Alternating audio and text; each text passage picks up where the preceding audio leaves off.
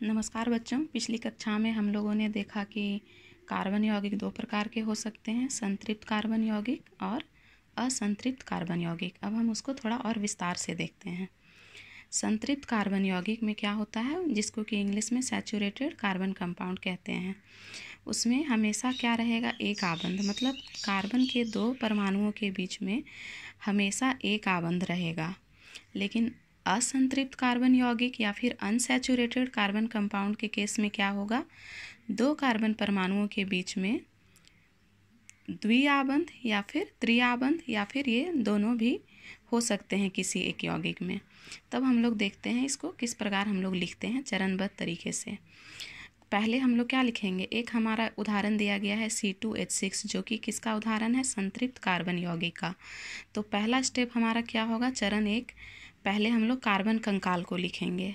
इसमें C2 है, मतलब दो कार्बन निहित है इसमें, तो C2 ऐसे एक पहला कार्बन हुआ, ये दूसरा कार्बन हुआ। इसी प्रकार अगर हमारा C3, C4, C5 जितना भी रहेगा तो हम लोग पहले कार्बन कंकाल को उसी प्रकार लिखेंगे। C4 में 4 कार्बन कंकाल, 4 कार्बन लिखेंगे। C5 में इसी प्रकार 5 बार लिखेंगे या फिर जितना भी संख्या होगा। तो हमारा इसमें फॉर्मूला में क्या है, C2H6, तो हम लोग यहाँ 2 ही कार्बन को लिखेंगे। ये आपका स्टेप 1 है। उसके बाद स्टेप 2, चरण 2 में क्या है, हाइड्रोजन को लिखेंगे। पहले हम लोगों ने स्टेप 1 में कार्बन कंकाल को लिखा, उसके बाद हम लोग हाइड्रोजन जितना है H6 है तो उसको हम लोग 2 कार्बन है तो H6 हम लोग लिख देंगे। इधर कार्बन, इस कार्बन में 3 हाइड्रोजन और इस कार्बन में 3 हाइड्रोजन। इसके अलावा अगर हम लोग कोई और संरचना लिखेंगे तो वह दोनों में से किसी एक की संयोजकता को बाधित करेगा। अगर हम लोग यहाँ पे एक और हाइड्रोजन लिख दें तो उस केस में क्या होगा, कार्बन का 5 आबंध हो जाएगा, जो कि पॉसिबल, मतलब जो कि नहीं बनता है। कार्बन में हमेशा ही 4 आबंध रहेंगे क्योंकि इसका संयोजकता 4 होता है, और हाइड्रोजन में हमेशा 1 आबंध रहेंगे। तो यही स्ट्रक्चर, ये जो संरचना है यही सही होगा। इसके अलावा अगर हम लोग कोई और संरचना लिखेंगे तो वह इसका आकृति को गलत कर देगा। तो यह हम लोग का एक संतृप्त कार्बन यौगिक को लिखने का तरीका हुआ। अब हम लोग देखते हैं असंतृप्त के केस में क्या होगा। इसमें भी चरण एक जो असंतृप्त का था, असंतृप्त का भी वही रहेगा। चरण 1 में क्या करना है, कार्बन कंकाल को लिखेंगे। हम लोगों ने एक उदाहरण लिया है असंतृप्त कार्बन यौगिक का C2H4। तो पहला चरण क्या है, कार्बन कंकाल, इसमें 2 कार्बन है तो कार्बन को हम लोग 2 बार लिखेंगे। उसके बाद चरण 2 में क्या है, हाइड्रोजन को लिखेंगे। ठीक है, तो हम लोग देखते हैं चरण 2 में यहाँ पर लिख करके C2H4, तो C2 हम लोगों ने लिख दिया 2 बार, H4 है तो इस कार्बन में हम लोग 2H लिखते हैं और इस कार्बन में हम लोग 2H लिखते हैं। 1H, 2, यहाँ पे 3 और यहाँ पे 4। हमारा जो फॉर्मूला है C2H4, देखिए C2H4 ये हम लोगों ने लिख दिया। अब हम लोग देखेंगे कि इस कार्बन में कितने आबंध है, 1, 2, 3।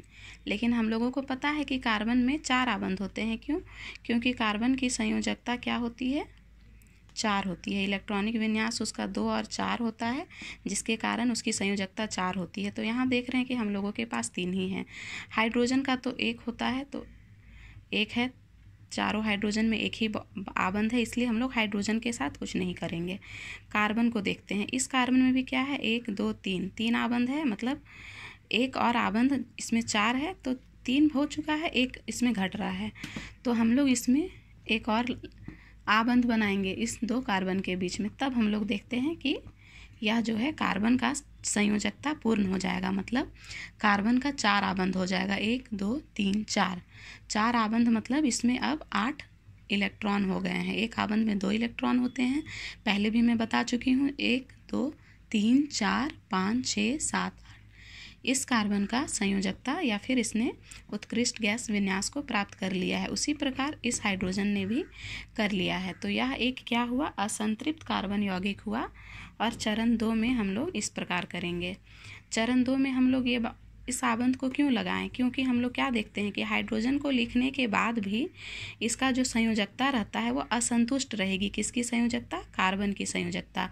उसको संतुष्ट करने के लिए हम लोग इसमें एक और आबंध बनाते हैं। ठीक है, अब हम लोग आगे देखते हैं।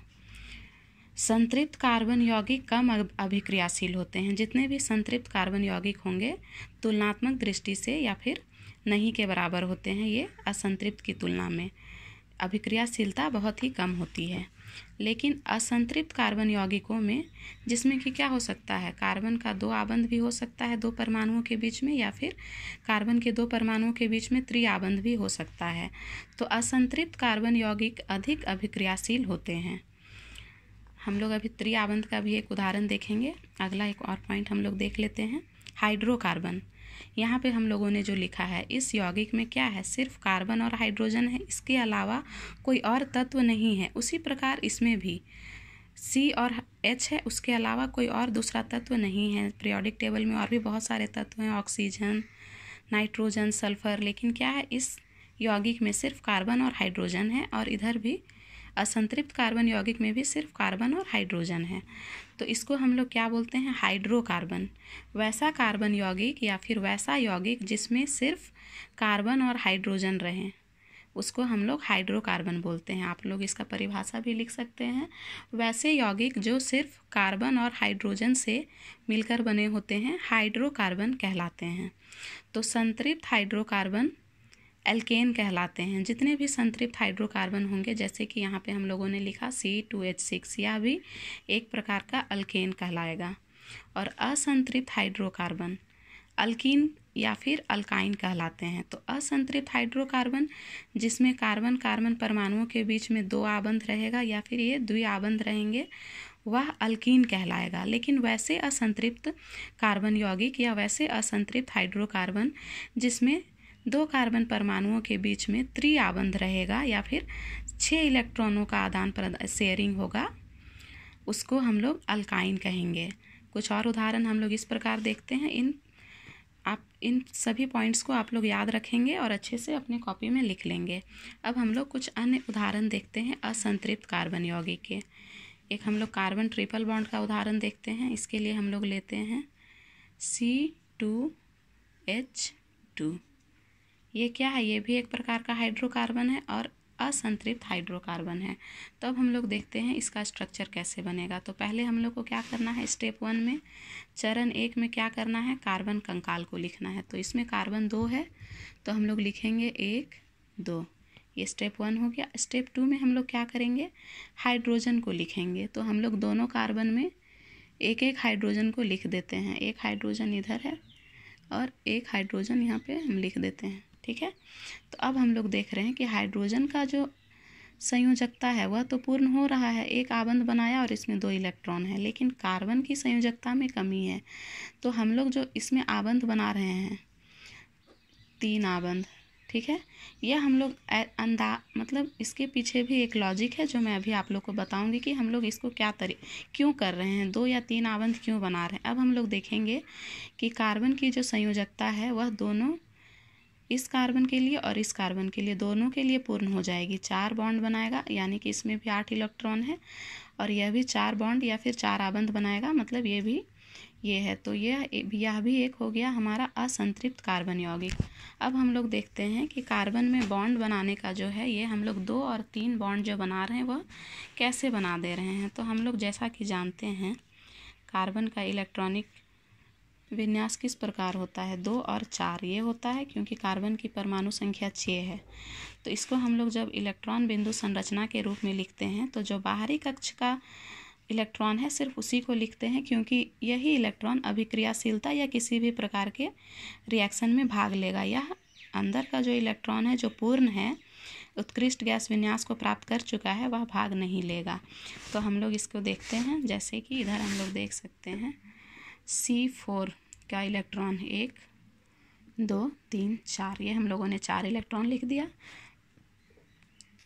उसी प्रकार हमारा दूसरा जो कार्बन है उसके लिए भी सेम हो जाएगा इलेक्ट्रॉन बिंदु संरचना, 1 2 3 और 4, ठीक है। तो हमारा क्या था, इस केस में 2 हाइड्रोजन है हमारे पास, मतलब यह जो इलेक्ट्रॉन है यह हाइड्रोजन के इलेक्ट्रॉन के साथ आबंध बनाएगा, और सेम उसी प्रकार यह जो इलेक्ट्रॉन है यह भी हाइड्रोजन का जो इलेक्ट्रॉन था उसके साथ आबंध बनाएगा, जिसके फलस्वरूप इस आबंध का निर्माण होता है। अब हम लोग देख रहे हैं ये इलेक्ट्रॉन इसके साथ करेगा साझेदारी और यहाँ पे एक आबंध बनाएगा। लेकिन अब हमारे पास क्या है, एक और इलेक्ट्रॉन है और इधर भी एक इलेक्ट्रॉन है, इसमें भी है और इसमें भी है। तो यह दोनों इलेक्ट्रॉन क्या करेगा, अपना ओरिएंटेशन को या फिर अपना जो स्थिति है उसमें थोड़ा सा परिवर्तन करके, हम लोग यहाँ से भी दिखा सकते हैं, लेकिन चूंकि वह देखने में और लिखने में सही नहीं लगता है, इसलिए हम लोग क्या करते हैं, ये दोनों जो इलेक्ट्रॉन है कार्बन का यहाँ लिखेंगे और यहाँ लिखेंगे। उसी प्रकार इसका भी इलेक्ट्रॉन को यहाँ दर्शाएंगे और यहाँ दर्शाएंगे। तो अब ये क्या करेगा, यह इलेक्ट्रॉन इसके साथ साझेदारी करेगा और यह बॉन्ड बनाएगा। उसी प्रकार यह इलेक्ट्रॉन है, यह साझेदारी करेगा और बॉन्ड बनाएगा। तो हम देखते हैं कि C2H2 में जो यह ट्रिपल बॉन्ड बनता है उसके पीछे यह लॉजिक है कि कार्बन के जो इलेक्ट्रॉन नहीं भाग ले रहे थे किसी भी चीज़ में, मतलब जो यहाँ पे थे वह बॉन्ड निर्माण में सहायता करते हैं, जिसके फलस्वरूप यह ट्रिपल बॉन्ड या फिर त्रिआबंध बनता है। उसी प्रकार हम लोग 2 वाला के भी केस में देख सकते हैं, जिसमें कि हम लोग के उदाहरण C2 वाला उदाहरण हम लोगों ने लिया था C2H4। तो इसके लिए भी हम लोग क्या करेंगे, 1 2 यहाँ लिख देते हैं, ये 3 और 4। उसी प्रकार इस कार्बन का 4 इलेक्ट्रॉन, 1 2 3 4। तो यह जो 4 हाइड्रोजन है यह इसके साथ आबंध बनाएगा या इसके साथ। उसी प्रकार यह इसके साथ बनाएगा और इधर ये इसके साथ बनाएगा। तो अब हम लोग देखते हैं कि इधर भी आबंध बन गया, इधर भी और इधर भी। अब कितना बचा, कार्बन के 2 इलेक्ट्रॉन बच गए। तो ये दोनों, इसके 2 इलेक्ट्रॉन और इसको 2 इलेक्ट्रॉन आपस में ये साझेदारी करेंगे और यहाँ पे एक आबंध का निर्माण करेंगे। तो क्या कर, यहाँ पे डबल बॉन्ड बन जाएगा और इस कार्बन की संयोजकता या फिर जो आबंध बनाने की क्षमता है वह पूर्ण हो जाएगी। तो कार्बन का हमारा क्या बन गया, यहाँ पे 4 बॉन्ड हो गया और हाइड्रोजन का तो 1 बॉन्ड रहेगा। क्यों, क्योंकि हाइड्रोजन का एटॉमिक नंबर 1 होता है, उसके पास हमेशा एक ही इलेक्ट्रॉन रहता है। तो हाइड्रोजन कभी भी एक से ज़्यादा बॉन्ड नहीं बनाएगा, वो एक ही इलेक्ट्रॉन देगा किसी भी तत्व को। तो यहाँ पे हम लोग, बहुत बच्चे क्या करते हैं, कभी कभी ये वाला चीज़ को यहाँ ना बना करके वो लोग क्या करते हैं कि कार्बन के साथ इधर बना देते हैं।